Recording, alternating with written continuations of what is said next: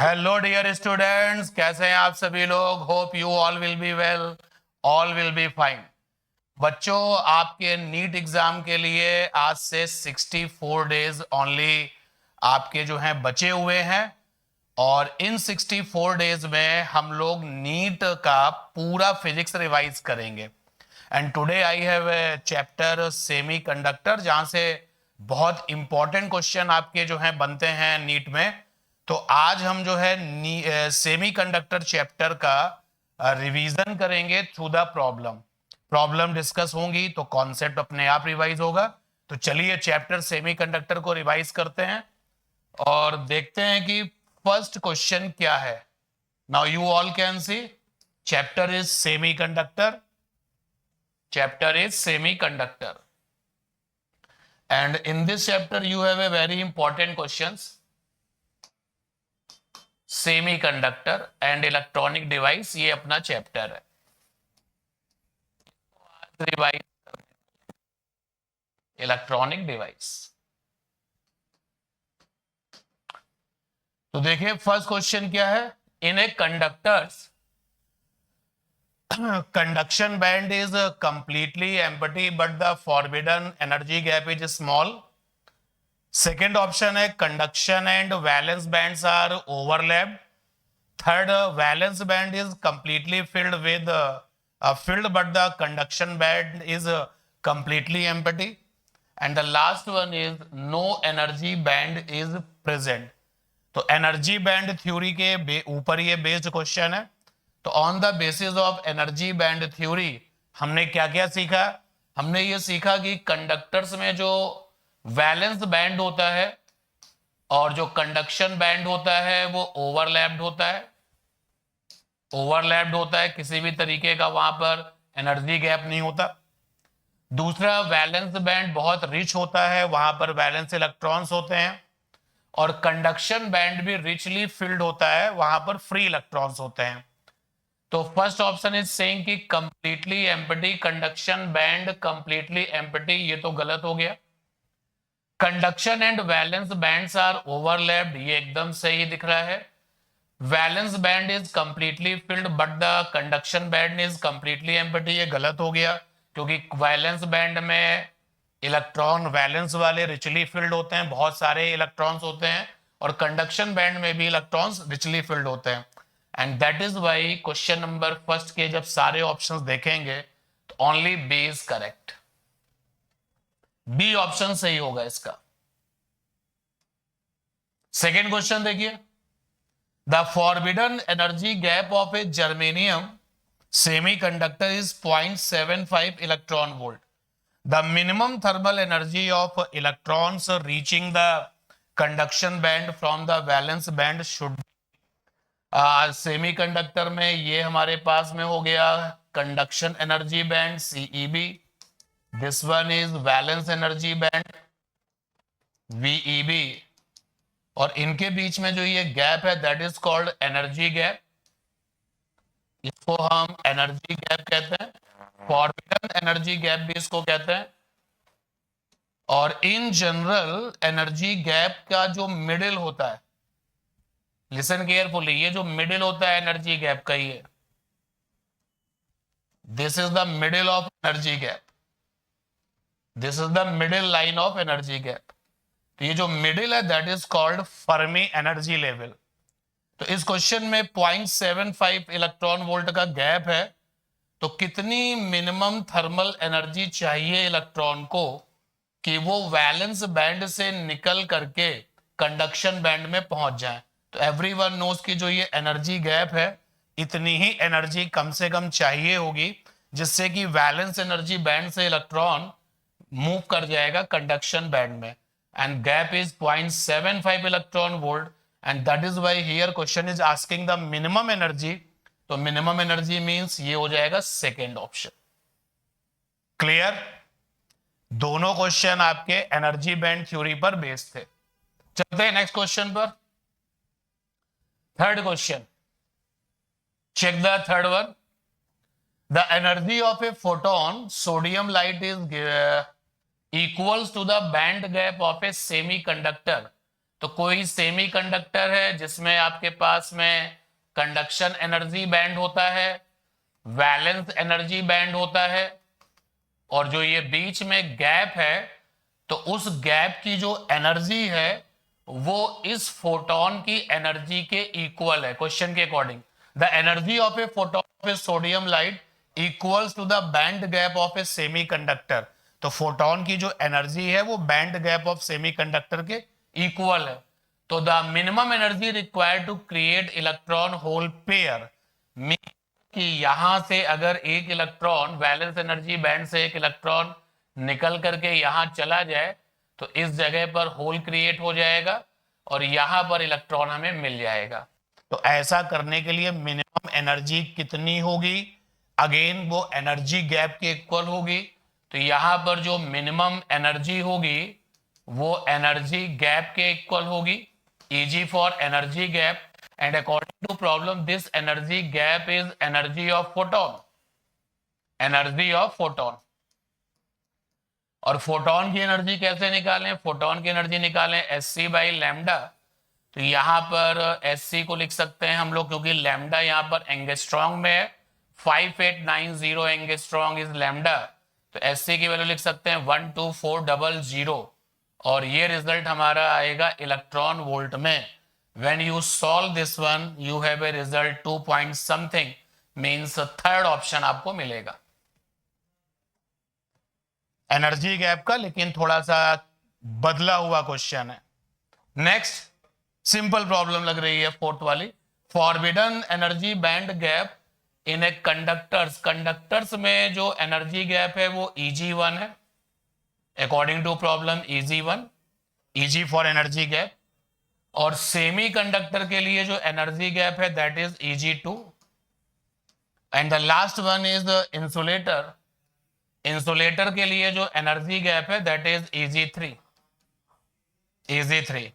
तो हमें पता है कि सबसे कम एनर्जी गैप जो होता है वो इन केस ऑफ कंडक्टर्स होता है, ओवरलैप होता है, और इसके बाद में फिर सेमीकंडक्टर है, देन लास्ट में आपका आता है इंसुलेटर्स। तो सबसे कम एनर्जी गैप होता है कंडक्टर्स में, यानी Eg1 सबसे कम होगा, then Eg2 and Eg2 will be less than Eg3 and greater में जाएंगे तो रिवर्स हो जाएगा। तो you can check the options, options A, options B, C and D. तो you can see B will be correct, क्योंकि decreasing order लिखा हुआ है, तो डिक्रीजिंग ऑर्डर में ये ठीक है। एनर्जी गैप कंडक्टर में कितना होता है? 0।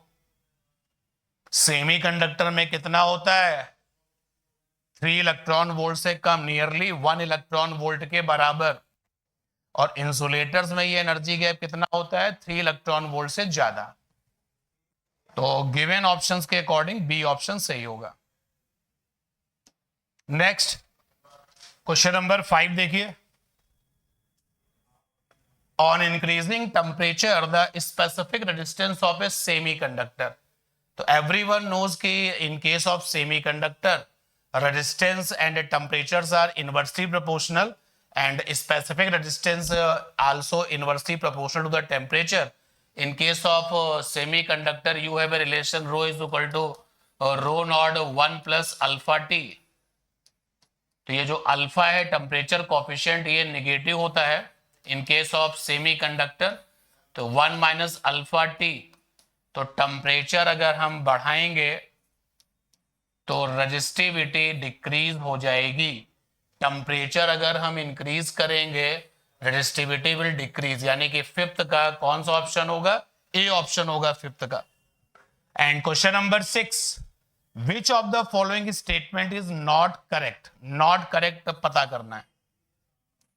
Check the options. Resistance of a semiconductor decreases with increase in temperature. तो जैसे रेजिस्टिविटी का रिलेशन लिखा हुआ है ऐसे ही रेजिस्टेंस का भी रिलेशन लिखा जा सकता है in case of semiconductor. Resistance R is equal to R naught 1 minus alpha T. तो ये तो सही है, रेजिस्टेंस अगर टेम्परेचर इंक्रीज करेंगे तो टेम्परेचर अगर इंक्रीज होगा तो रेजिस्टेंस डिक्रीज होगा, बिल्कुल सही है। और हमें पता लगाना है कि कौन सा करेक्ट नहीं है। तो फर्स्ट वाला तो करेक्ट है, in an electric field displacement of holes in opposite to the displacement of electrons. तो इलेक्ट्रिक फील्ड है और ये होल्स ले लेते हैं. Holes are treated as a positive charge. तो जब holes are treated as a positive charge, holes are treated as a positive charge, तो पॉजिटिव चार्ज हमेशा जो है वो इलेक्ट्रिक फील्ड की डायरेक्शन, नेगेटिव होता है वो इलेक्ट्रिक फील्ड का अपोजिट होता है. तो यहां पर लिखा है कि इलेक्ट्रिक फील्ड में जो होल्स का डिस्प्लेसमेंट है वो इलेक्ट्रॉन के डिस्प्लेसमेंट का अपोजिट होता है. बिल्कुल सही है. अगर ये हम इलेक्ट्रॉन ले लें तो इलेक्ट्रॉन का डिस्प्लेसमेंट इलेक्ट्रिक फील्ड से अपोजिट होगा और होल्स का इलेक्ट्रिक फील्ड के अलोंग होगा. दोनों को कंपेयर करेंगे तो होल्स का मूवमेंट इलेक्ट्रॉन से अपोजिट होता है. तो ये ऑप्शन तो करेक्ट है. Resistance of a conductor decreases with increase in temperature, ये इनकरेक्ट है, ये गलत है. क्योंकि टेम्परेचर के साथ अगर कंडक्टर की बात करें तो कंडक्टर के केस में resistance R is equal to होता है R0 1 plus alpha T. Temperature coefficient यहाँ पर पॉजिटिव रहता है. तो अगर टेम्परेचर इंक्रीज करेंगे तो रेजिस्टेंस भी इंक्रीज करेगा in case of conductor, and that is why ये रॉन्ग है. क्या लास्ट ऑप्शन भी चेक करें क्योंकि हमें इनकरेक्ट मिल चुका है. चलो चेक कर लेते हैं. N type semiconductors are neutral. तो चाहे पी टाइप हो या एन टाइप हो, जितने भी आपके सेमीकंडक्टर्स हैं वो एक्चुअली जो इलेक्ट्रिकली है वो न्यूट्रल होते हैं. इलेक्ट्रिकली वो न्यूट्रल होते हैं, मतलब अगर आप उनको टच करोगे तो कोई शॉक नहीं लगेगा. एंड दैट इज वाई ये डी भी आपका करेक्ट है. And we want to select incorrect, and that is why option C is the right answer of this question. चलते हैं नेक्स्ट पर. हमने क्वेश्चंस किए, एनर्जी बैंड रिवाइज हुआ और अभी भी सब बेसिक्स ऑफ दिस चैप्टर का रिवीजन चल रहा है. 7th number question, P and Q have the same resistance, okay, at the ordinary room temperature. ठीक है. When heated resistance of P increase, यानी P का टेम्परेचर इंक्रीज किया तो रेजिस्टेंस इंक्रीज हो गया और Q का रेजिस्टेंस डिक्रीज हो गया. Q का टेम्परेचर इंक्रीज किया तो रेजिस्टेंस डिक्रीज हो गया क्वेश्चन के अकॉर्डिंग.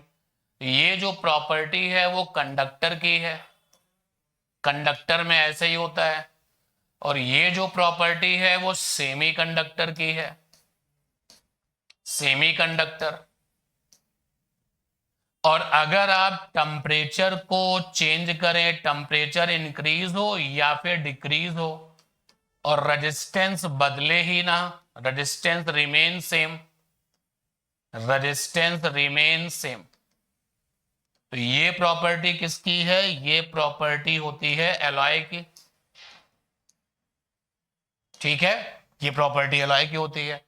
तो here we have a, from this question we have a result, P हमारा कंडक्टर है और Q सेमी कंडक्टर है. P and Q are the conductors of the different materials. नहीं हो सकता क्योंकि P कंडक्टर्स है और Q आपका सेमी कंडक्टर है.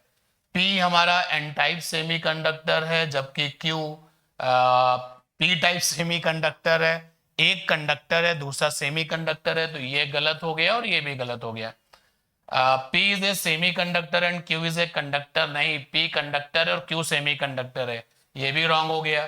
P is a conductor, Q is a semi conductor. तो फोर्थ ऑप्शन होगा 7 का. क्लियर?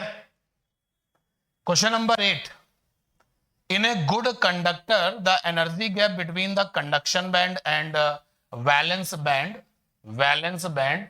तो कंडक्टर के केस में जो एनर्जी गैप है we have a overlapping situation.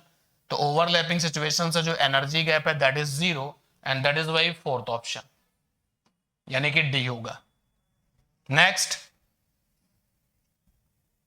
Question number 9,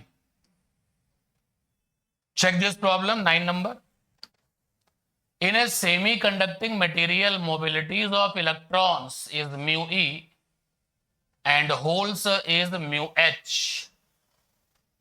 तो which of the following is true? क्या लगता है, मोबिलिटी दोनों की इक्वल होती है या फिर मोबिलिटी में कोई डिफरेंस रहता है? सिग्मा इज इक्वल टू होता है mu N e. Sigma is conductivity, mu is mobility, n जो है that is number of electrons या नंबर ऑफ होल्स पर unit volume, that is called electron या होल कंसंट्रेशन, एंड ई 1.6 10 की power -19. तो जिसकी कंडक्टिविटी ज्यादा होगी उसकी मोबिलिटी भी ज्यादा होगी. और इलेक्ट्रॉन्स जो होते हैं वो मास में बहुत हल्के हैं as compare to the holes. ज्यादा मास है होल्स का कंपेयर टू द इलेक्ट्रॉन. तो यहां पर सिग्मा ज्यादा, सिग्मा इलेक्ट्रॉन का ज्यादा होता है as compare to the sigma holes, और इसलिए मोबिलिटी इलेक्ट्रॉन की ज्यादा होगी as compare to the holes. दूसरा मेथड ये है कि Vd इज इक्वल टू है ई टाउ बाई एम. तो मास अगर ज्यादा होगा तो स्पीड क्या हो जाएगी, कम हो जाएगी.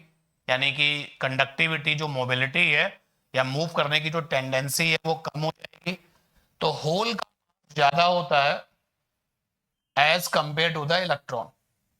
इसलिए जो स्पीड होल की होगी that will be less than speed of electron. तो there are so many ways by using which you can जज कि मोबिलिटी किसकी ज्यादा होगी और किसकी कम होगी. तो इलेक्ट्रॉन की मोबिलिटी ज्यादा होती है, होल्स की मोबिलिटी कम होती है.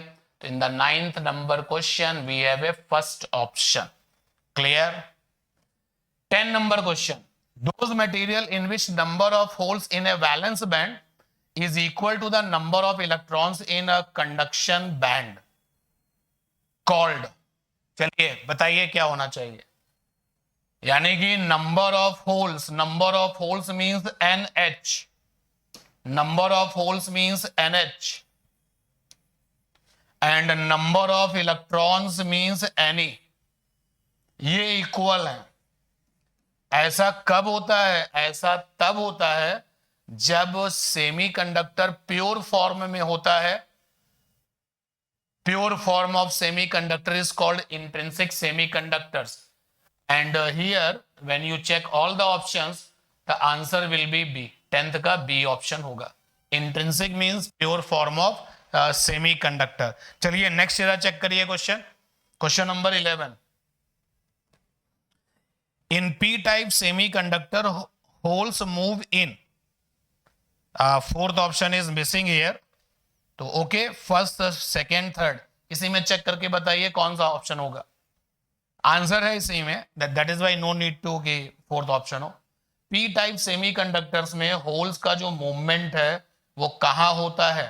फॉरबिडन रीजन में, कंडक्शन बैंड में, वैलेंस बैंड में. एवरीवन नोज कि जो होल्स होते हैं वो वैलेंस बैंड में होते हैं VEB, और जो इलेक्ट्रॉन्स हैं वो आपके कंडक्शन बैंड में होते हैं. यहां होते हैं इलेक्ट्रॉन्स और यहां होते हैं होल्स. और ये होल्स एक्चुअली मूव नहीं करते. तो यहां से वैलेंस बैंड से इलेक्ट्रॉन निकल के जब यहां पर आ जाएगा तो यहां पर एक होल क्रिएट हो जाएगा. यहां पर एक होल क्रिएट हो जाएगा. तो जो होल्स का फॉर्मेशन है, यहां होल था, फिर उसके बाद में इस जगह पर होल आ गया, देन इधर आ गया. तो ये जो पूरा का पूरा ये होल का जो वर्चुअल मूवमेंट है, एक्चुअली होल्स मूव नहीं करते, लेकिन जो वर्चुअल मूवमेंट हमको दिखाई देता है वो कहां पर है? वो वैलेंस बैंड में है. And that is Y 11th का सी ऑप्शन होगा. डी है नहीं, कोई बात नहीं. तो 9th का ए ऑप्शन है, 10th का बी ऑप्शन है, and 11th is C option. Clear? Next question. Through the problem we will revise the chapter semiconductor. आप देखेंगे कि जितने भी क्वेश्चंस आज की क्लास में हम रिवाइज कर रहे हैं उससे आपको इस चैप्टर का जनरल आइडिया जो है, जो वहां पर कीवर्ड्स हैं, जो की कॉन्सेप्ट हैं वो, और जो टिपिकल मोस्ट प्रॉब्लम्स इस चैप्टर की है वो सब रिवाइज हो जाएंगे. 12th नंबर क्वेश्चन देखिए, चेक करिए. Which of the following statement is wrong? Resistance of extrinsic semiconductor can be changed as required, wrong बताना है हमको। In n-type semiconductor, the number of electrons increases in valence band. Semiconductor, the number of holes increases in valence band. In pure semiconductor, Fermi band is situated in between the valence band and conduction band. तो ये तो correct है। जो Fermi level होता है वो दोनों के बिल्कुल बीच में रहता है। और पी टाइप सेमीकंडक्टर्स में होल्स ज्यादा होते हैं, ये भी सही है, करेक्ट है ये।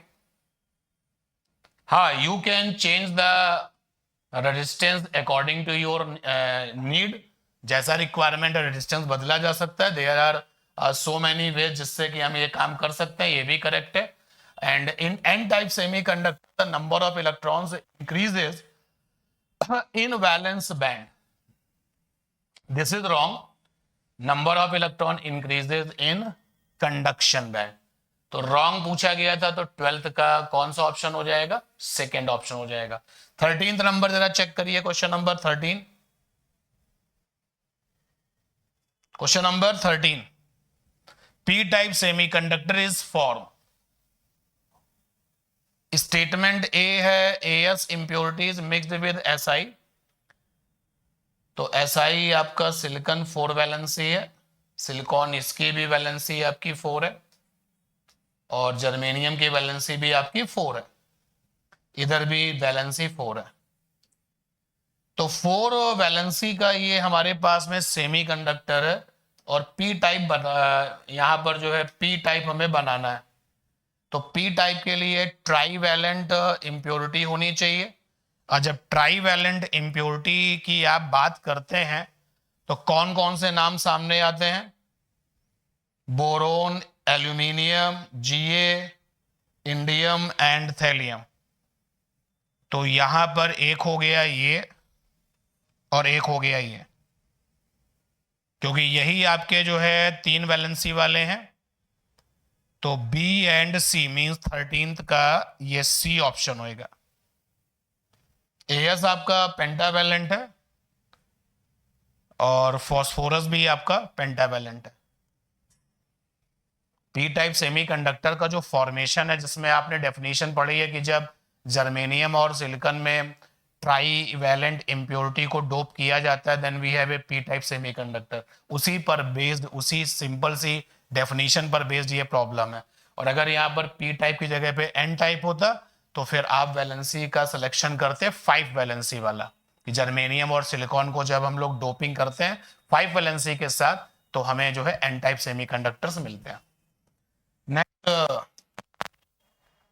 14th number question, in extrinsic semiconductor the conduction band and valence band overlap. गलत स्टेटमेंट है ये ऐसा नहीं होता सेमीकंडक्टर में। The gap between conduction band and valence band is more than 16 electron volt. ऐसा भी नहीं होता, क्योंकि अगर सेमीकंडक्टर है तो जो गैप है that is less than 3 electron volt, nearly 1 electron volt के इक्वल होता है। The gap between the conduction band and valence band near about 1 electron volt, यही अभी स्टेटमेंट बताया आपको दिया था। The gap between the conduction band and valence band will be 100, ये नहीं होता, एंड दैट इज वाई 14 का सी ऑप्शन होगा। Fermi level of energy in an intrinsic semiconductor बिल्कुल बीच में होता है, ए ऑप्शन होगा। ये याद रखिएगा, बहुत इंपॉर्टेंट क्वेश्चन है आपके इस चैप्टर का। जो फर्मी एनर्जी लेवल है दैट इज वी कंसीडर कि it is middle of the forbidden gap, मतलब जो एनर्जी गैप है उसके बीच में होता है। और उसके पीछे बहुत सारी बातें, प्रोबेबिलिटी वगैरह भी है वहां पर, बट आप इसको ऐसे याद रखिए, नो नीड टू कि what are the reason behind this, इसकी कोई जरूरत नहीं है। Next 16th number question, Ne and Vd are the number of electrons and the drift velocity, okay, in a semiconductor when temperature is increased। Temperature अगर increase करेंगे तो जो temperature है वो ड्रिफ्ट वेलोसिटी का तो दुश्मन है। ड्रिफ्ट वेलोसिटी का टेम्परेचर दुश्मन है, थर्मल वाली वेलोसिटी का दोस्त है। अगर आप टेम्परेचर इंक्रीज करते हैं तो जो ड्रिफ्ट वेलोसिटी है वो आपकी डिक्रीज कर जाएगी। और जो एन है, नंबर ऑफ इलेक्ट्रॉन्स, ये बॉन्ड्स ब्रेक हो जाते हैं टेम्परेचर इंक्रीज कराने पर, तो ये बढ़ सकते हैं अगर आपने सफिशिएंट टेम्परेचर को इंक्रीज किया है तो। एंड दैट इज वाई अगर टेम्परेचर बढ़ेगा तो ये बढ़ सकते हैं अगर सफिशिएंट इंक्रीज किया टेम्परेचर। तो एनी इंक्रीज वीडी डिक्रीज मिल गया, पहला ऑप्शन सही है। एनी डिक्रीज, डिक्रीज नहीं कर सकते, इंक्रीज ही कर सकते हैं, तो गलत हो गया ये। बोथ एनी ये गलत हो गया, डिक्रीज बोथ, तो ये वाला ऑप्शन ए सही होगा। 17 the electron mobility in an type germanium is 3900 centimeter square volt second and the conductivity is given 6.24 per centimeter. The impurity concentration will be in effect of coaters is will be if the effect of coaters, coater means holes, उसको ignore किया गया है। तो क्या क्या given है हमारे पास? Mobility given है 17 क्वेश्चन में, म्यू गिवन है that is 3900 centimetre square upon volt second, and इधर conductivity is given 6.24 ohm inverse per centimetre. Ohm inverse को एमएच भी लिखते हैं। तो आपसे एन पूछा गया है, क्या रिलेशन है? Sigma is equal to mu N E, तो N will be sigma upon mu E. Sigma is what? Sigma is 6.24 and mu is 3900. E means 1.6 10 to the power minus का 19। सॉल्व करिए तो result आएगा ये 6.24 3900 into 1.6 10 to the power 18, sorry 19 plus हो गया। Further decimal हटाएंगे तो ये 100 आ जाएगा अपॉन में, और यहां से ये 10 आ जाएगा, 10 10 जा, और 624 मिनिमाइज कर लीजिए। रिजल्ट आ गया 624 इंटू में 10 की power 18। You can check this 10 cancel by this one, and whole upon is 3900 into में 16,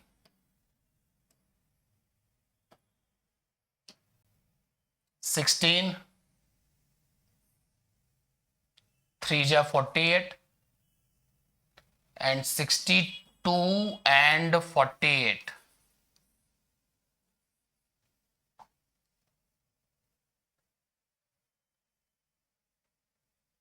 144 9 ja 100, and this will be 100 means 16.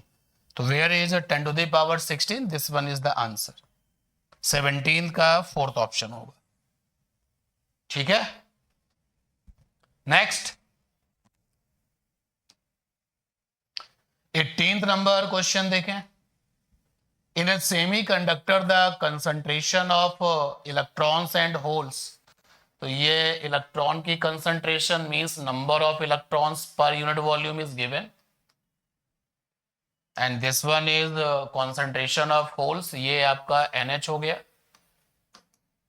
तो Ne ज्यादा है। If the mobilities of electrons and holes are this and this, ये electron की mobility हो गई mu E, और ये होल की मोबिलिटी हो गई म्यू H। तो ये कौन सा ऑप्शन सही है? इलेक्ट्रॉन की कंसंट्रेशन ज्यादा है as compare to the holes, तो ये एन टाइप है, तो यानी या तो ए ऑप्शन होगा या फिर सी ऑप्शन होगा, यानी बी नहीं होगा और डी नहीं होगा। And all the options has resistivity, तो कंडक्टिविटी आपको दे रखी है, नहीं H दे रखा है, रेजिस्टिविटी चाहिए, तो resistivity means rho is equal to 1/σ and sigma is equal to mu N E, तो ये हो जाएगा 1/μ/n/e। एन टाइप होगा, ये तो कंफर्म है। तो अब यहां से जब आप इसको कैलकुलेट करेंगे तो रिजल्ट आ जाएगा, म्यू मीन्स इलेक्ट्रॉन का 2.3, n for 8 10 to the power 18 and E is 1.6 10 to the power -19.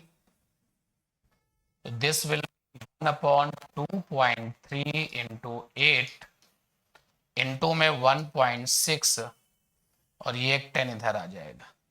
Solve करेंगे तो अब आप इसको सॉल्व कर लेंगे। सॉल्व करने के बाद में इसका जो आंसर आपको देखने को मिलेगा 18 का, वो आंसर आपको मिलेगा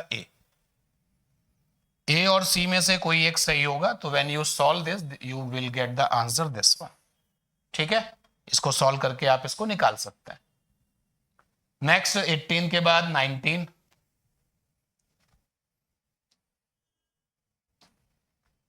a potential difference applied between the opposite faces of a germanium crystal plate of area 1 centimeter square and thickness 0.5 millimeter. So if this one is a germanium crystal, thickness is 0.5 millimeter and area, cross section area, this one is the area is 1 centimeter square. If the concentration of electrons in a germanium is this, mobilities of electron and holes are this, mu electron given है 0.36, units ये रही आप देख सकते हैं, H given है 0.14, then the flowing current through the plate will be, तो यहां पर पोटेंशियल डिफरेंस लगाया गया है, कितना करंट फ्लो करेगा, करंट चाहिए, तो current I is equal to होगा V upon resistance and resistance is equal to होगा rho L upon A। Rho का रेसिप्रोकल होता है conductivity, you can write L upon sigma A। तो when you write V upon resistance is L upon sigma A, this will be V sigma A upon L. V for voltage, voltage is 2 volt. A for area given है हमारे पास, sigma को break कर लें तो sigma is mu N E और electron के लिए ये, और plus mu H N H E और साथ में A फॉर एरिया अपॉन में ये L। यहां पर ये ध्यान देने वाली बात है इस क्वेश्चन में कि जर्मेनियम है, यानी कि ये प्योर आपका इंट्रिंसिक सेमीकंडक्टर है, बट आपको केवल Ne दिया गया, ये Ne दिया गया है 2 10 to the power 19। तो प्योर फॉर्म में जब हम बात करते हैं सेमीकंडक्टर, अगर प्योर फॉर्म है जितना Ne होगा उतना ही NH होगा, NH को अपने कॉमन सेंस से यहां से पिक करना होगा, and that is why total conductivity, the total conductivity will be conductivity due to electron plus conductivity due to holes, and sigma is equal to is mu Ne.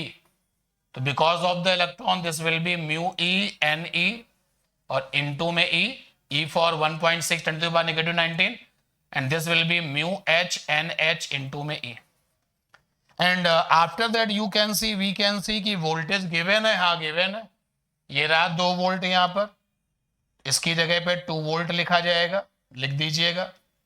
Mu E given है question में, mu E ये रहा, ये है हमारे पास में mu E, ये देखिए वैल्यू है। एन ई गिवन है, ये रहा एन ई, ये और E for 1.6 10 to the power negative 19 and similarly other values you can choose mu h, ये है mu h, NH common sense से पिक किया and E for 1.6 10 to the power negative 19. All the given results are in SI system of unit and that is why area is 1 centimeter square should be in meter square 10 to the power minus 4 meter square, ये area हो गया. And the thickness, तो thickness is 0.5 meter, that will be length, तो length will be 0.5 millimeter, तो 0.5 10 to the power minus 3 meter. And when you put all the values in the result, you will get the fourth option. Fourth option आपको मिल जाएगा. इस question की सबसे important बात है कि जो NH है, जो नंबर ऑफ होल्स पर यूनिट वॉल्यूम, जो होल कंसंट्रेशन है, वो क्वेश्चन में डायरेक्टली नहीं गिवन है, वो आपको अपने कॉमन सेंस से देखनी पड़ेगी. प्योर जर्मेनियम है तो दोनों बराबर होंगे. सबसे इंपॉर्टेंट बात इस क्वेश्चन में यही है. Next 20 number question. A potential barrier is 0.50 volt exists across the PN junction. The depletion region is इतने metre wide. The intensity of the electric field is equal to होता है डेल्टा V अपॉन में delta R, अगर variable नहीं है potential difference, और otherwise integration में जाना पड़ता है. तो यहाँ पर पोटेंशियल डिफरेंस आपका गिवन है, कांस्टेंट वैल्यू है, तो दैट इज 0.50, और जो डेल्टा आर है यानी कि डिप्लीशन रीजन की जो विड्थ है वो गिवन है 5 इंटू 10 की पावर माइनस 7. सॉल्व करें तो रिजल्ट आया 10 टू दी पावर 7, और यहाँ 0.50 अपॉन में 5. सॉल्व कर लीजिए, ये आ गया 100, ये हो गया 5. ओके, कितना आ जाएगा? ए ऑप्शन आ जाएगा. तो इलेक्ट्रिक फील्ड की वैल्यू ऑप्शन ए आएगा. 21 देखें. 21. If no external voltage is applied across the PN junction, there would be, कोई आपने वोल्टेज नहीं लगाया यानी कि बाइसिंग नहीं करी है, तो no electric field across the junction गलत है. Electric field across the junction होती है. An electric field point from N type to P type across the junction सही है. जो जंक्शन है जिसके यहाँ पर ये पी साइड है, ये आपकी एन साइड है, और ये रही आपकी डिप्लीशन लेयर. तो जो इलेक्ट्रिक फील्ड है वो जंक्शन के क्रॉस में एन से पी की तरफ पॉइंटिंग होती है. सही ऑप्शन है B. Electric field pointing from P to गलत हो जाएगा. A temporary electric field during the formation of PN junction that would subsequently disappear गलत है. स्टेटमेंट डी वाला, क्योंकि वो रहता है वहां पे डिप्लीशन लेयर, और यही जो डिप्लीशन लेयर है वो बैरियर का काम करता है, और इधर पी के जो होल्स हैं और एन के जो इलेक्ट्रॉन्स हैं इनको फ्यूज होने में रोकता है. एंड दैट इज वाई 21 का सही ऑप्शन है in among all these 4 options. B will be correct. 22 देखिए. No bias is applied to a PN junction then the current. किसी भी तरीके की कोई बायसिंग नहीं है तो करंट क्या होगी? जीरो ही होगी, क्योंकि कोई भी किसी भी तरीके का फ्लो ऑफ चार्ज कैरियर नहीं होगा. is zero because the number of charge carriers flowing on both side is same is zero because the charge carriers do not move. तो ऑप्शन जो है that will be not first option. Current नहीं होगी, और reason ये होगा कि कोई मूवमेंट नहीं होगा चार्ज कैरियर्स का. तो 22 का सेकेंड ऑप्शन होगा. 23 देख लीजिए. Question number 23. just before the reverse breakdown in a semiconductor diode, reverse breakdown के केस में the forward current is much larger than the reverse current. अभी ब्रेकडाउन नहीं हुआ है. जब ब्रेकडाउन नहीं हुआ है and when breakdown not take place, you all can read the options carefully.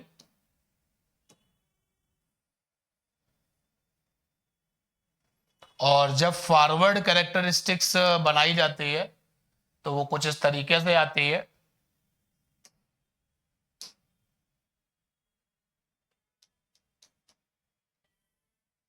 Like this. और जब रिवर्स बाइसिंग में आप ग्राफ ड्रॉ करते हैं तो कुछ इस तरीके का रिजल्ट आता है। और अभी हमें ब्रेकडाउन पे नहीं जाना है, तो ब्रेकडाउन का नहीं हुआ है। यू कैन सी कि फॉरवर्ड करंट बहुत ज्यादा होती है as compare to the reverse current. ये आपकी रिवर्स करंट है, रिवर्स बाइसिंग की करंट है, और ये आपकी फॉरवर्ड बाइसिंग की करंट है।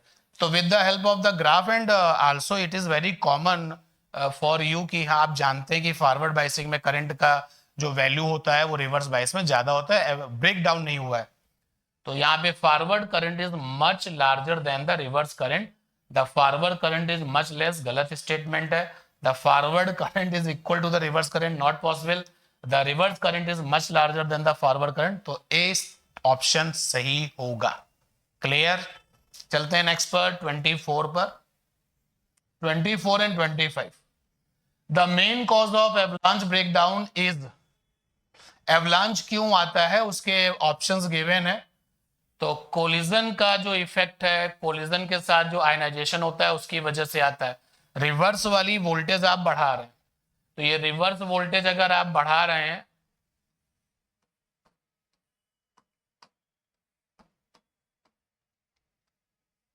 रिवर्स वोल्टेज आप बढ़ा रहे हैं, तो वहां पर जो डिप्लीशन लेयर में, जो डिप्लीशन लेयर की जो इलेक्ट्रिक फील्ड है वो उसके साथ में प्लस हो गई। तो एन साइड में जो आपके डोप्ड एटम्स हैं और पी साइड में जो डोप्ड एटम्स हैं उनके जो अपने वैलेंस इलेक्ट्रॉन्स हैं, तो वो जो वैलेंस इलेक्ट्रॉन हैं वो वाइब्रेशन करते हैं, क्योंकि इलेक्ट्रिक फील्ड की वजह से वो वाइब्रेशंस करेंगे बहुत तेजी से। Because of the electric field एक इलेक्ट्रिक फोर्स लगेगा और वाइब्रेशंस करके वो कोलिजन करेंगे और कोलिजन करके फ्री कर देंगे एक दूसरे को, and that is why avalanche take place. And that is why when you have check all the options, you will get the answer option A is correct, because the collision ionization is the correct choice. High doping high doping इसमें नहीं होती, high doping तो Jenner diode का case है। Recombination of electron and holes, because of this situation you have a large current और take place, और इस वजह से पूरा का पूरा जो आपका पीएन जंक्शन डायोड है उसमें एवलांच आ जाता है, बहुत तेजी से करंट का फ्लो होता है। एंड 24, हाँ देखिए 24 के बाद जो 25 है, अब यही सेम क्वेश्चन है कि जेनर डायोड में क्या है। तो जेनर डायोड में जो रीजन है दैट इज हाई डोपिंग, क्योंकि डोपिंग जेनर डायोड और अदर जो जंक्शन डायोड उसमें डिफरेंस क्या है। High doped PN junction diode is called Zener diode, highly doped PN junction diode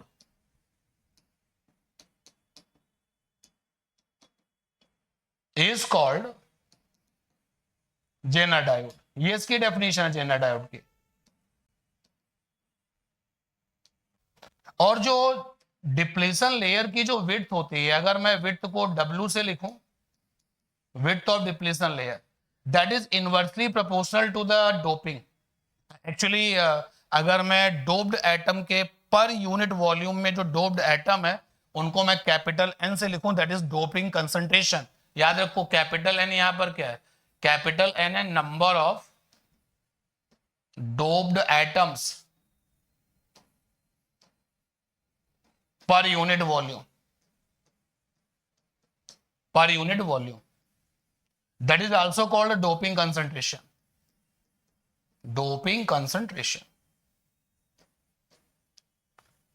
तो जो विड्थ होती है that is inversely proportional to the concentration, doping concentration.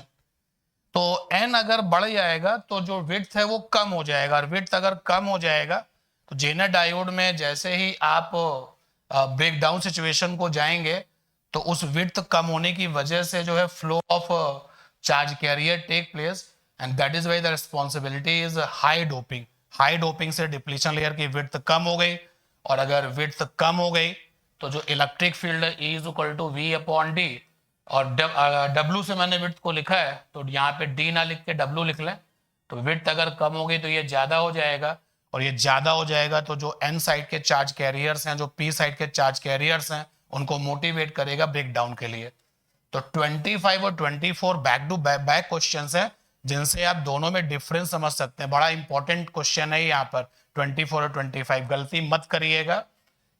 Question समझ के तब टिक लगाइएगा कि हाई डोपिंग का केस कौन सा होगा और कोलिजन आयनाइजेशन का कौन सा केस होगा।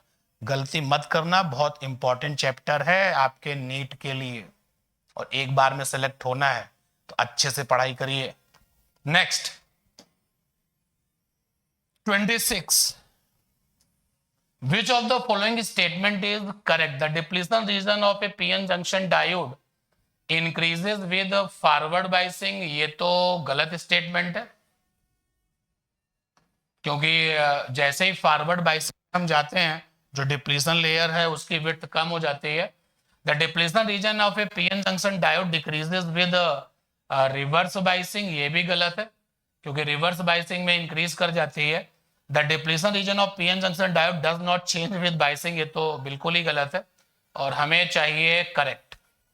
The depletion region of PN junction diode decreases with forward biasing, तो डी ऑप्शन सही है, परफेक्ट ऑप्शन है। Clear? Next 27, check the question number 27. When reverse bias in a PN junction diode is increased, the width of the depletion layer, तो अभी बात हो चुकी है कि फॉरवर्ड बाइसिंग में जो है वो डिक्रीज कर जाती है, रिवर्स बाइसिंग में क्या करती है, इंक्रीज कर जाती है।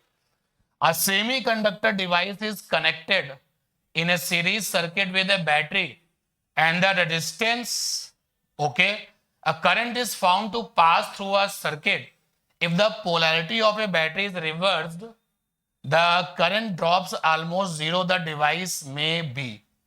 तो आप देख सकते हैं कि पूरा क्वेश्चन जब आपने रीड किया तो पहले करंट फ्लो कर रही है, मतलब कोई ऐसी डिवाइस है जो करंट को जाने दे रही है, फ्लो करने में उसकी हेल्प कर रही है, और फिर पोलैरिटी चेंज होने के बाद में वो जो है करंट का फ्लो नहीं होने दे रही है।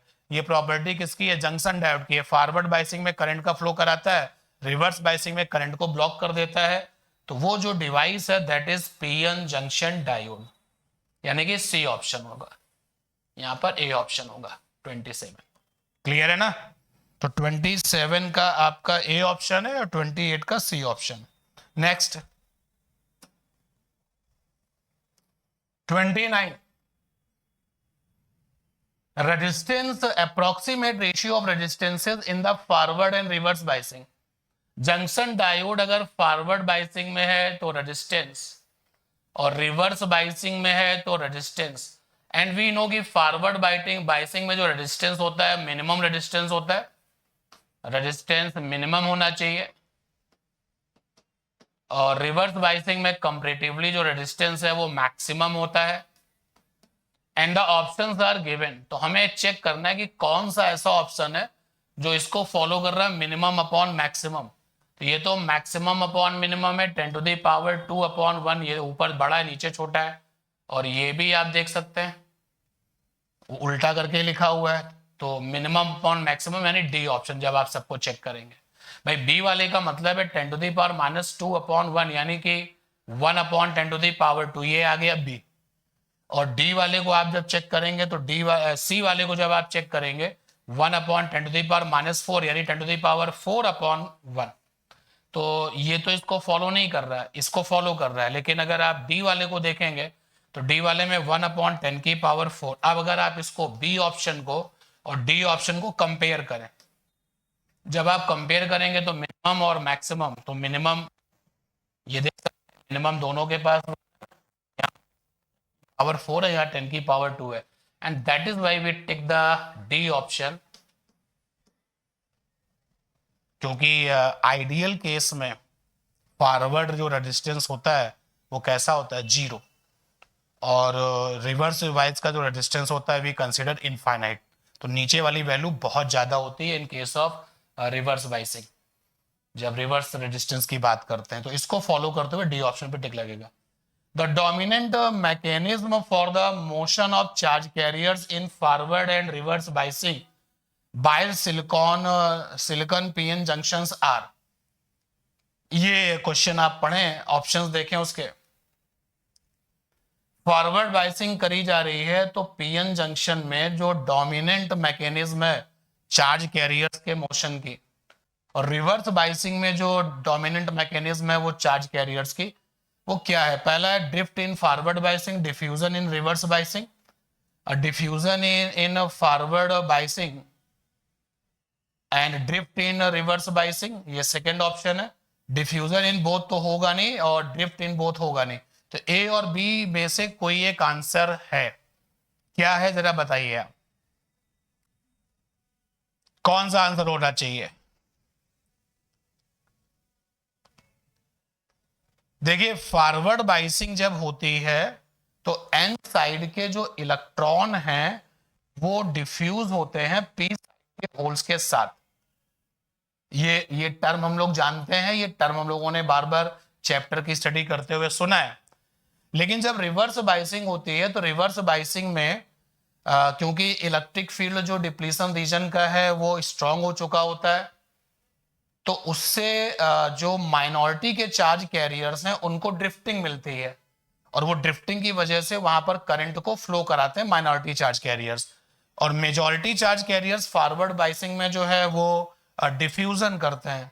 तो अब आप देख करके बताइए कि कौन सा आंसर इसका सही होगा। थ्योरी बेस्ड क्वेश्चन है और जरा सा उसको रिकॉल करिए। आप जब फॉरवर्ड बाइसिंग में थ्योरी पढ़ते हैं तो क्या होता है? In a forward biasing majority charge carriers due current take place due to majority charge carriers, and N side के जो मेजॉरिटी इलेक्ट्रॉन्स हैं वो पी साइड के होल फ्यूज करते हैं और वहां पे करंट बनाते हैं, यही तो वर्ड यूज करते हैं। और जब रिवर्स बाइसिंग होती है तो वो जो माइनॉरिटी के चार्ज कैरियर्स में जो इलेक्ट्रॉन्स हैं इधर के पी वाली साइड के, वो ड्रिफ्ट होते हैं और करंट बनाते हैं। तो इसी स्टेटमेंट पे बेस्ड क्वेश्चन है। तो when you check the options, क्योंकि सी और डी तो होना नहीं था, तो ऑप्शन विल बी बी। शानदार क्वेश्चन है ये भी। इस चैप्टर के जो क्वेश्चंस हैं वो कंसेप्चुअल ज़्यादा हैं, उसमें थ्योरी ज़्यादा है, न्यूमेरिकल वहाँ पे बहुत कम है। दैट इज़ वाई कॉन्सेप्ट अगर आपने गड़बड़ किया तो क्वेश्चन गलत हो जाएगा, और हम लोग एक भी क्वेश्चन गलत करने का रिस्क नहीं ले सकते। समझ रहे हैं ना बात को? तो अच्छे से इस चैप्टर को आप हमारे साथ समझिए, और जो कंटेंट जो आपको रिगार्डिंग द क्वेश्चन रिलेटेड जो दिया जा रहा है जरूर उसको जो है ध्यान दीजिए, क्योंकि गलतियां तभी आप कम करेंगे जब आपके कॉन्सेप्ट बहुत स्ट्रांग होंगे। ठीक है, नेक्स्ट क्वेश्चन पे चलते हैं। 31 क्वेश्चन। एक्स सेमीकंडक्टर है, ठीक है, जिसमें कि डोपिंग है 33 की, और Y है इसमें डोपिंग वाले मटेरियल का है 49। तो कौन सा क्या टाइप है ये पूछा गया। 33 छोटा दिख रहा है, तो 2, 8, 18 एंड 4, ठीक है।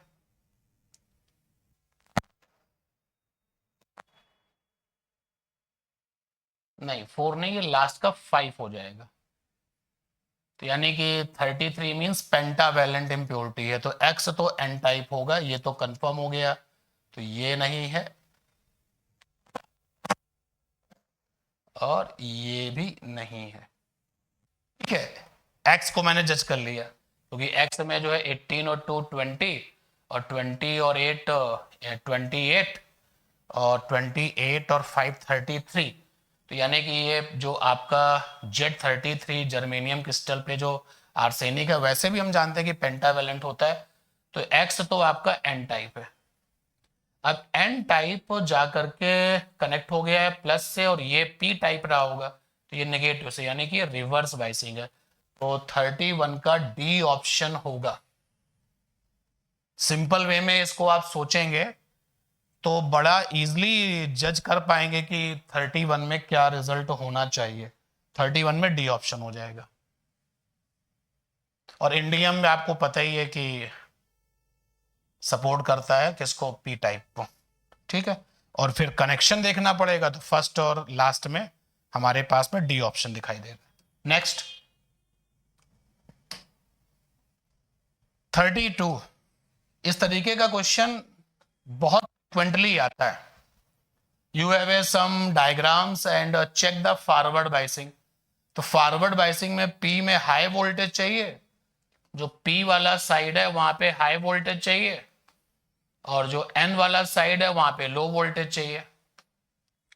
यहां पे 0 है और यहां पे +5 है, तो ये तो रिवर्स बायसिंग में है। यहां पे +10 है P में और ये 5 है, तो ये फॉरवर्ड बायसिंग है। सेकेंड में, थर्ड में चलते हैं। ये आपका -10 है और ये 0 है, तो ये रिवर्स बायसिंग है। फोर्थ में आते हैं, तो -5 और -12, तो ये हाई वोल्टेज हो गया और ये लो वोल्टेज हो गया, ये भी फॉरवर्ड बायसिंग है। 2 वाला फॉरवर्ड बायसिंग है। 4 वाला 5 में चलते हैं, ये आपका 0 है और ये -10, 0 इज ग्रेटर देन -10, तो 5 भी फॉरवर्ड बायसिंग में। 2, 4, 5 are in forward biasing and that is why B option will be correct. 33, question number 33, for a given circuit PN junction diode which of the following statement is correct. Forward biasing है, forward biasing में ये voltage लगा हुआ है और junction diode के resistance के बारे में कुछ नहीं कहा गया, तो रेजिस्टेंस ये है, रेजिस्टेंस आर दिख नहीं रहा है। तो जंक्शन डायोड के रेजिस्टेंस के बारे में कुछ नहीं कहा गया, इसका resistance we consider 0 in forward biasing, जब आइडियल केस होता है। कुछ कहोगे नहीं तो फिर 0 ही लेंगे। तो यू कैन सी कि in forward biasing the voltage across R is V, बिल्कुल सही है। तो यहाँ पर तो वोल्टेज ड्रॉप निकलेगा नहीं, यहाँ पे निकलेगा। और फॉरवर्ड बायसिंग में वोल्टेज का कोई चांस नहीं, निकालना चाहो निकाल सकते हो। I इज इक्वल टू निकालोगे तो V upon capital R plus 0, तो I इज इक्वल टू हो जाएगा V upon R। This is the current flowing in the circuit, और यहाँ पे कितना वोल्टेज है, तो अगर उसको निकालें V रेजिस्टेंस पे वोल्टेज, तो I into resistance of this particular, I is V by R into में R, तो ये रिजल्ट आ गया V, and that is why first option सही होगा, ए सही होगा। ठीक है, बाकी 2 भी नहीं होगा, ये रिवर्स बायसिंग का केस ही नहीं है। हाँ ठीक है, फर्स्ट सही होगा। 34 देखिए, 34, current in the circuit will be, तो first you check the biasing, किसकी बायसिंग क्या है, ये प्लस है, ये फॉरवर्ड बायसिंग है, और ये आपका रिवर्स बायसिंग है। रिवर्स बायसिंग में जो रेजिस्टेंस है दैट इज इन्फिनिटी, और फॉरवर्ड बायसिंग में जो जंक्शन डायोड है उसका रेजिस्टेंस लेते हैं 0 ओम। तो करंट का फ्लो यहाँ तो होगा नहीं, क्योंकि जिस पाथ पर इनफाइनाइट ओम होगा, इनफाइनाइट ओम और 20 ओम मिलके इनफाइनाइट ही हो जाएंगे, तो यहाँ तो करंट का फ्लो होगा नहीं, and that is why flow of current take place in this directions. तो निकाल लीजिए I is equal to E total upon में कैपिटल R टोटल, रेजिस्टेंस का टोटल प्लस का small r total if internal resistance is there. E total is 5 volt, R total is 20 and 30, यानी अगर आप वैसे लिखें तो ये आएगा 20 प्लस 0 प्लस 30। इंटरनल वाला रेजिस्टेंस कुछ है नहीं, तो result will be I is equal to 5/50। 5/50 means B option है, यानी कि 1/10 एम्पियर। क्लियर। 34 के बाद 35 देखिए, कुछ इसी तरीके का क्वेश्चन दिख रहा है ये भी।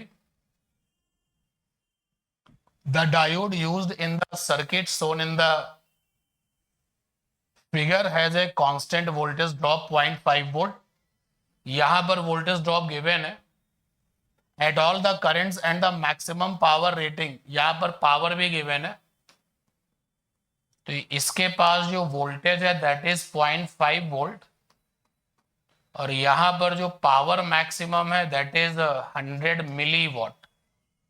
मिली वॉट को वॉट में बनाएंगे तो -3, तो ये हो जाएगा watt. Watt should be the value of resistance capital R connected in series with diode to obtain the maximum current। अब 1.5 वोल्ट है यहां पर, उसमें से 0.5 वोल्ट इसके पास चला गया, तो इसके पास कितना रह गया, 1 वोल्ट रह गया। तो कैपिटल R की वैल्यू पूछी अगर मैक्सिमम करंट है, तो यहां पर अगर हम ऐसा सपोज करें कि ये करंट मैक्सिमम आए है, तो यहां से आप निकालेंगे P is equal to V into I इस पर्टिकुलर के लिए। P is 100 into 10 to the power -3 voltage is 0.5, आई यहां पर गिवन नहीं है, तो यहां से आ जाएगा 10 की पावर -1 0.5 इंटू है, तो यहां से आई की वैल्यू आ जाएगी 1/5। ये आ गया, चेक करना, आई का वैल्यू निकल चुका है।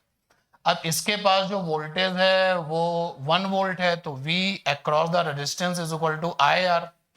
कितना वोल्टेज है 1, आई की वैल्यू कितनी है 1/5, रेजिस्टेंस कितना होगा निकल आया, R इज इक्वल टू आ गया 5 ओम।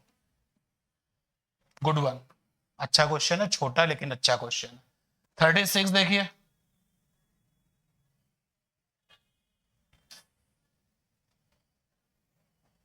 in the following circuit pn junction diode D1 D2 D3 are ideal का मतलब हो गया फॉरवर्ड बाइसिंग में उनका रेजिस्टेंस 0 लेना है और रिवर्स बाइसिंग में इनफाइनाइट लेना है। तो potential of A and B, the correct increasing order of resistance between A and B. तो पहला चॉइस ये है, फर्स्ट चॉइस ये है कि अगर ए पर -10 वोल्ट हो और बी पर -5 वोल्ट हो,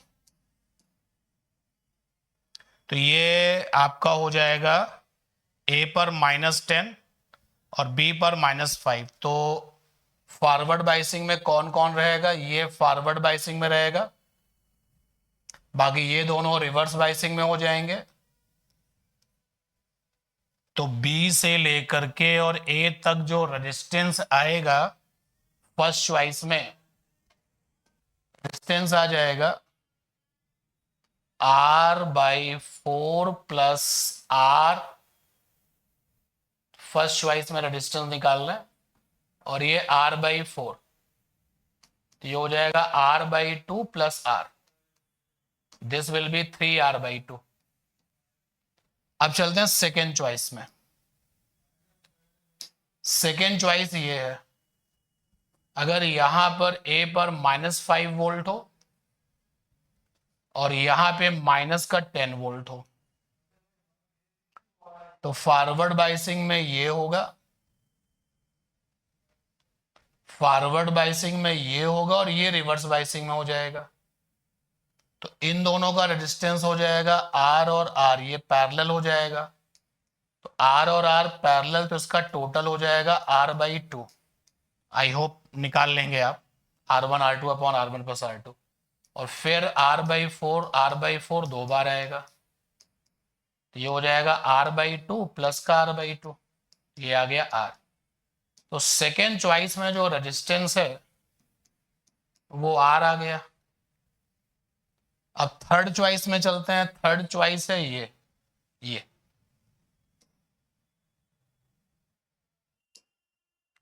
थर्ड चॉइस में हमारे पास में यहां पर -4 वोल्ट है और यहां पर -12 वोल्ट है।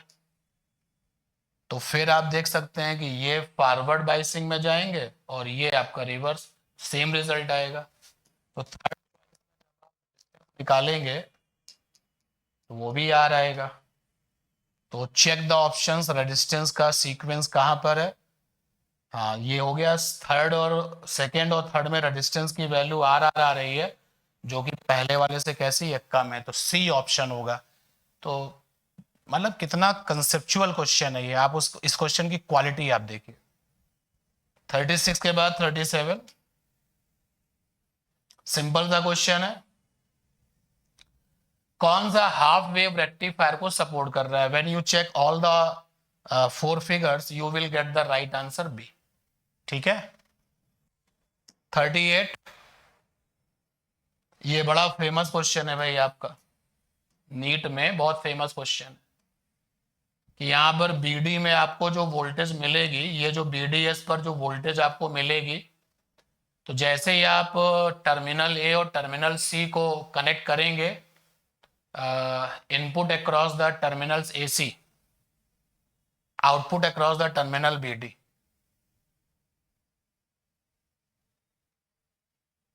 तो जब आप AC इनपुट देंगे तो प्लस और ये माइनस, तो करंट का फ्लो होगा इससे, फॉरवर्ड बायसिंग, मतलब बीडी में हमको करंट मिलेगी। और जब आप नेक्स्ट साइकिल के लिए बात करेंगे तो नेक्स्ट साइकिल के लिए करंट इसमें मिलेगा इससे, यहां से फ्लो करके ये। तो कुल मिला के बीडी में करंट हमेशा ही मिलेगी, and that is why full wave rectifier यानी कि सी ऑप्शन होगा इसका। ठीक है, 39 देखिए, दोनों ही 39 और 40। फुल वेव रेक्टिफायर का जब ऑपरेशन होता है तो अगर इनपुट की फ्रीक्वेंसी 50 है तो आउटपुट की फ्रीक्वेंसी कितनी मिलती है, 100 मिलती है, डबल हो जाती है जो आउटपुट फ्रीक्वेंसी होती है। एंड सिमिलरली ये क्वेश्चन भी उसी तरीके का कि अगर इनपुट की फ्रीक्वेंसी न्यू है तो आउटपुट की जो फ्रीक्वेंसी है वो कितनी हो जाएगी, 2 न्यू हो जाएगी। जबकि हाफ वेव रेक्टिफायर में ऐसा नहीं होता, हाफ वेव रेक्टिफायर में फ्रीक्वेंसी सेम रहती है। तो बड़ा इंपॉर्टेंट क्वेश्चन है, इस पे ध्यान रखना। नेक्स्ट,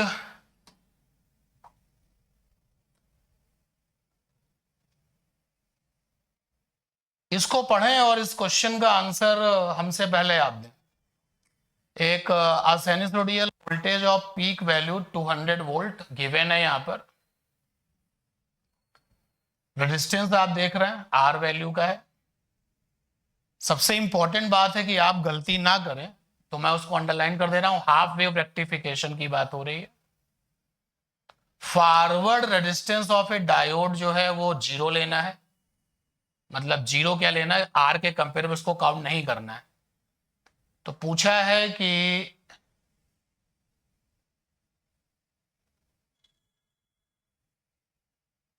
आरएमएस वोल्टेज पूछा गया है। आप गलती ना करें, हमने उसको अंडरलाइन कर दिया, हाफ वेव में आरएमएस वोल्टेज पूछा गया। देखिए जो आदत हो चुकी है कि आरएमएस वोल्टेज या फिर RMS current V0/√2, RMS current I0/√2, बेटा ये फुल के लिए, फुल साइकिल के लिए, और इसलिए आप इसका ये वाला आंसर टिक लगा देते हैं और फिर आकर के अफसोस करते हैं कि ये हमने क्वेश्चन में क्या किया। और इसीलिए बार बार उसको half wave half wave half wave rectification याद रखें। जब हाफ वेव की बात होती है तो हाफ वेव के लिए Vrms की वैल्यू मिलती है V0/2 और Irms की वैल्यू मिलती है I0/2, और यहाँ पर Vrms है V0/2 and you can see कि peak value of voltage is 200/2 that is 100 volt, यानी कि बी ऑप्शन होगा ना कि सी। जबकि इस क्वेश्चन में सी ऑप्शन पर टिक ज्यादा लगाएंगे क्योंकि कुछ देखना नहीं है। Keep in mind, that is very very important point please, कि जब भी आपसे पूछा जा रहा है हाफ वेव और फुल वेव दोनों को देख लेना, अदरवाइज एक नंबर आपका निकल जाएगा हाथ से और अफोर्ड नहीं कर सकते एक भी क्वेश्चन हम लोग। नेक्स्ट देखते हैं भाई क्या है, 42। इन सी की हाफ वेव है तो आउटपुट वोल्टेज यानी कि सीडी पर जो वोल्टेज है वही आउटपुट आएगा। तो आउटपुट कैसा आएगा, तो हमें पता है कि अगर ये इनपुट सिग्नल है तो जो आउटपुट सिग्नल है वो कैसे मिलता है, कोई रिस्पॉन्स नहीं, again we have output, and you can see कि इसका बी ऑप्शन मैच कर रहा है। ठीक, next you can see this one, and this one is a full wave rectifier, and question is saying ki a full wave rectifier circuit along with the input and output voltage is shown in the figure। तो इस diode 2 का क्या contribution है, जो ऊपर जो diode है वो फर्स्ट है, ये फर्स्ट डायोड है। तो अगर ये हमारे पास में इनपुट है तो ये इनपुट है, तो ये हमको मिलता है D1 से यानी फर्स्ट डायोड से मिलता है, ये हमको मिलता है D2 से, ये मिलता है D1 से और ये मिलता है D2 से।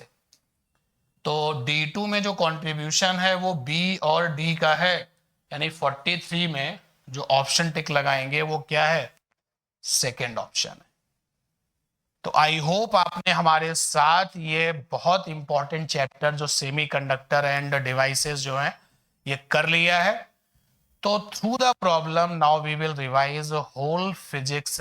मिलते हैं नेक्स्ट क्लास में। Thank you everyone, thank you.